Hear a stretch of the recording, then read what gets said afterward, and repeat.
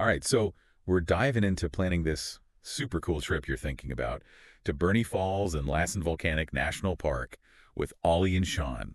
Late September, early October, 2025. Yeah, sounds amazing. We've got a whole stack of blog posts here from people who've done similar trips, and honestly, they are packed with tips and itineraries. It's great to learn from others' experiences, right? Totally. So let's kind of dig into these and see if we can pull out like the best tips, hidden gems, and anything that's going to make your trip extra special. Absolutely. Planning is half the fun. Okay, so first things first. Yeah. Late September, early October, that seems to be like the time to hit Lassen, especially if you want, fewer crowds, good weather. Yeah, that's what I was seeing too. Like a lot of the blogs were saying the same thing. It's kind of that sweet spot. But there's always a but.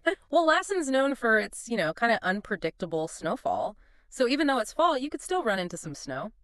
These blogs really stress checking for trail and road closures, especially as you get closer to your trip, like right before you go. Some of those higher elevation spots in particular. Okay, yeah, that makes sense. I wouldn't want to like get all excited for something and then show up and it's like, nope, closed because of snow. Exactly. And one spot that can be a little tricky is Bump Pass Hell. It sometimes doesn't even open until August because of snow. Wow. Okay, so Bump Pass Hell is definitely on the check before you go list. Definitely. Put a big star next to that one. Got it. Okay, so we know when to go, but what about where to stay? Is it better to try and snag a spot inside the park itself, or are there like cooler options nearby? Well, it seems like staying in the park is possible, but the options are kind of limited, A lot of these bloggers were recommending staying in towns nearby and then just driving into the park each day. Makes sense. So which towns did they recommend? Reading popped up a lot. It's supposed to be pretty budget-friendly. Some even mentioned specific hotels, like the Best Western Anderson Inn for a good value. Oh, and if you're looking for something a little fancier, they mentioned Town Place Suites and Fairfield Inn and Suites, too. Nice. A few different options depending on your budget. What about Chester? Isn't that a bit closer to the park? You're right. Chester's definitely closer to the south entrance, but some bloggers mentioned it can be a bit pricier than Reading, so, gotta weigh convenience versus your budget. True. Oh, and I have to share, this one blog totally raved about this Airbnb on the Sacramento River in Reading. They were like, it's peaceful, it's clean, it has a pool. They highly recommended it. Oh, that's awesome. A little more unique experience than a hotel, too. Always good to have options. Okay, but before we get too lost in daydreaming about where we're going to sleep, Right. we need to talk about something these bloggers were pretty vocal about. Food. Or the lack of it inside the park. Wait, really? Like, there aren't many options. Yeah, they weren't kidding. They all basically said, pack a cooler. Like, seriously, pack all the snacks, drinks, picnic stuff you think you'll need for the whole day, because once you're in the park... You're on your own? Pretty much. A few mentioned Safeway in Reading as a good place to stock up. Oh, and for a sweet treat, the Parlor ice cream, they have these donut ice cream puffs. Oh, stop. Donut. Yeah. Ice cream. Puffs. You heard that right. And Jack's Donuts got a few shout-outs, too. Okay, you had me at donut ice cream puffs. Oh. Between that and the Airbnb with a pool, I'm getting very into this trip. Okay, but let's get into the actual park stuff now. Day 1, Lassen Volcanic National Park. Where do we even begin? All right, so everyone pretty much agrees. Start at the Combe Yamani Visitor Center. That's like the main hub. Grab maps, ask questions, fill up your water bottles, use the restrooms, all the essentials. You've got to stay hydrated and all that. Exactly. And then from there, the classic move seems to be driving the main park road and hitting all the key spots along the way. Okay, so what's first on that list? Sulphur Works. It's one of the easiest places to see like actual volcanic activity up close. Bubbling mud pots, steam vents, all that cool stuff. But also the smell. Right. The infamous sulfur smell. Oh, yeah. The bloggers definitely did not hold back on that. One even called it absolutely disgusting. But also, like, it's part of the experience. Think of it as a reminder of what's going on beneath the surface. I guess you can't have all that geothermal beauty without a little stink. Okay, so what's next on our volcanic road trip? How about Emerald Lake? This one seems to be a bit of a hidden gem. Lots of the bloggers were surprised by how uncrowded it was, and the views are supposed to be incredible. Perfect for a peaceful moment and some photos. Ooh, I love a good hidden gem. Yeah. What about Bump Pass Hell Trail? That's got to be on there, right? Oh, absolutely. It's a classic for a reason, but remember what we said about checking for closures? Oh, right. Snowmageddon. Exactly. So double check that one. But if it is open, picture this. A boardwalk winding through this crazy landscape. Colorful soil, boiling pools, steam vents. It's like another planet. It probably smells like it too, with all that sulfur. Okay, after that intense sensory experience, where to next? How about something a little more visually calming? Lake Helen is beautiful, super serene. It's right at the base of Lassen Peak, so you might even see some patches of snow, even in summer. Snowball fight in September. Huh? Tempting. Okay, what's next? For a little history lesson, there's the devastated area interpretive trail. It's a short walk, but it shows you the impact of those eruptions back in 1914 to 1917. Wow, that's pretty recent when you think about it.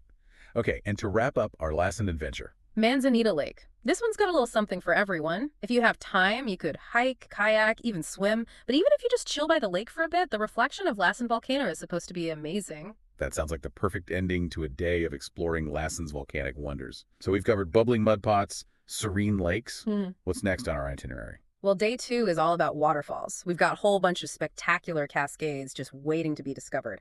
Are you ready for a waterfall wonderland? Waterfall Wonderland. Bring it on. I am so ready for some epic waterfall action. Where are we headed first? Okay, get ready, because we are kicking things off with what some are calling California's best-kept secret, Burney Falls. Ooh, yeah, I've heard of this one. Isn't that the one Teddy Roosevelt called, like, the 8th wonder of the world or something? That's the one. And these bloggers, oh my gosh, they're so hyped about it. Must see, spectacular, unforgettable, like they're not holding back. Okay, so what makes it so special? Like, paint me a picture. What am I going to see? Okay, so imagine, like, this 129-foot curtain of water just cascading down this, like, rugged cliff face, surrounded by all this lush greenery. And even in the summer, the flow is strong and constant because of all these underground springs. Wow, that's got to be a lot of water. Oh, yeah, we're talking like a mind-boggling 100 million gallons a day. 100 million. Wow. That's insane. There's got to be a pretty awesome pool at the bottom of that thing. Oh, there is, and you can actually swim in it. Yeah.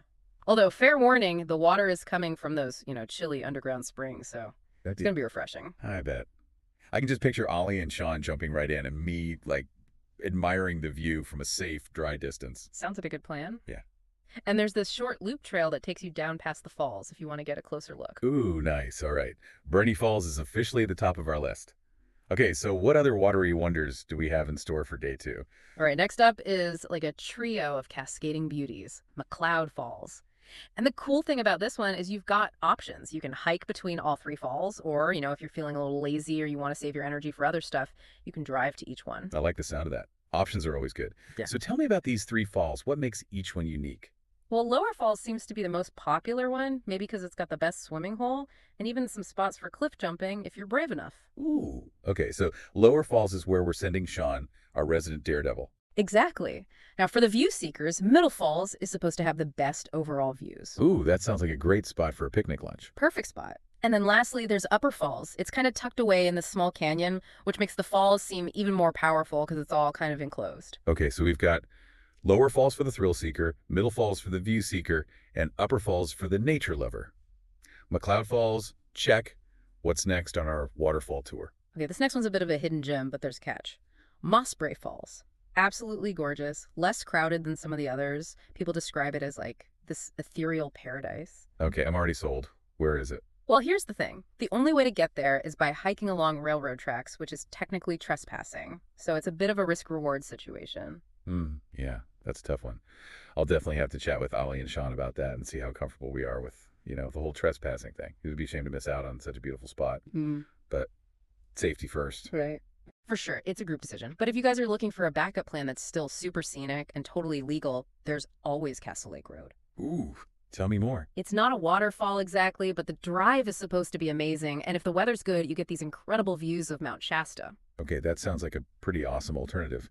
So we've got Burney Falls, the McCloud Falls trio, and maybe Mossbrae Falls or a scenic drive on Castle Lake Road. That is a pretty epic day 2 of waterfall chasing. What's on the agenda for our final day? All right, day 3 is all about squeezing in some Redding gems before you head home. First up, get ready for some engineering marvel.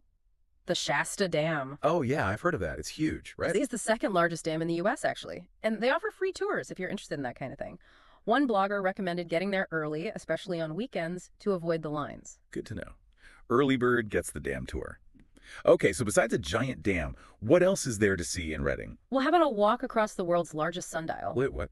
A sundial you can walk across. You heard right. The Sundial Bridge, it's this pedestrian bridge, spans 700 feet across the Sacramento River. Made of glass and white steel, looks super futuristic. Definitely worth checking out. Okay, that is going on the list. A giant sundial that's also a bridge.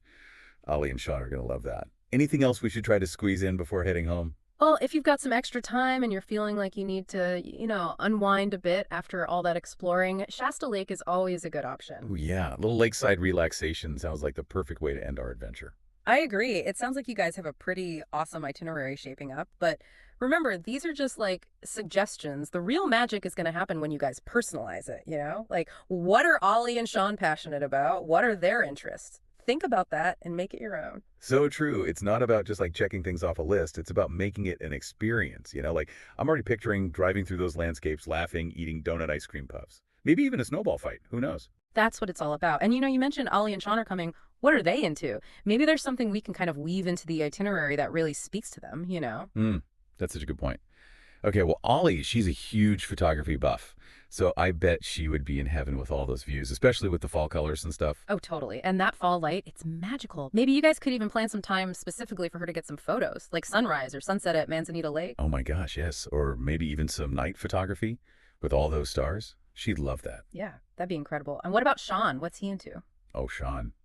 He's all about adventure. I bet he'll be the first one jumping off those cliffs at Lower McCloud Falls. Haha, I can see that.